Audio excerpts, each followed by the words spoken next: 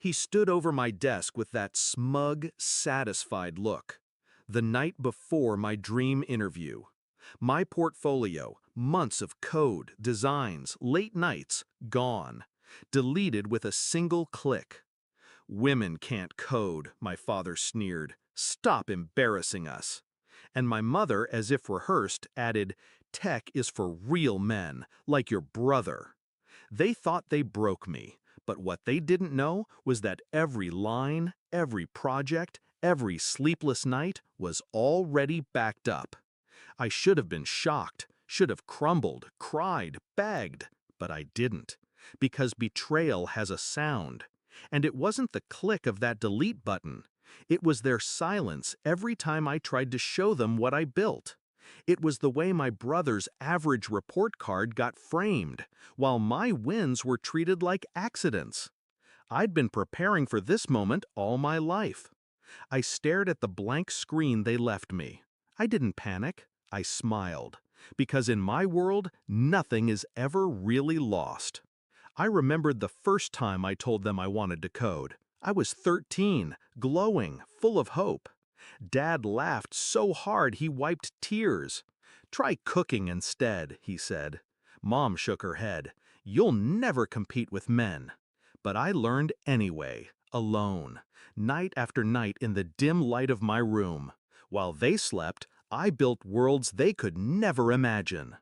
The night before the interview, I watched them gloat. My father poured a drink. My mother hummed in the kitchen. My brother smirked, certain I'd fail. They didn't notice the quiet flicker of my flash drive, tucked safely in my bag, or the encrypted cloud folder, synced every night at 2 a.m. They thought I was careless, but I was careful, too careful, because I always knew betrayal was coming. Morning came. I left the house in silence, their laughter still echoing behind me. At the interview, I pulled out my laptop, connected to the cloud, and there it was, my portfolio, untouched, perfect. The panel leaned in, impressed. They asked about algorithms, scalability, architecture. I didn't stumble, didn't hesitate. Hours later, I walked out with an offer, my dream job, my escape. But my revenge wasn't the job, it was how I used it. The first paycheck, I moved out. No warning, no note. The second, I changed my number. The third, I signed papers on a sleek apartment overlooking the skyline. My brother called from a borrowed phone. "Mom says you're being selfish. Dad says you owe them." I hung up, because here's the truth. I owed them nothing. Months passed before the confrontation. A family dinner I didn't want but agreed to. For closure, not reconciliation. They were already cracking when I walked in. Dad looked older, Mom thinner, my brother quieter. The house was dimmer than I remembered, stripped of its pride. "You've changed," Dad muttered, bitterness dripping. "No," I said. "I stopped living for your approval." My brother scoffed. "You think you're better than us now?"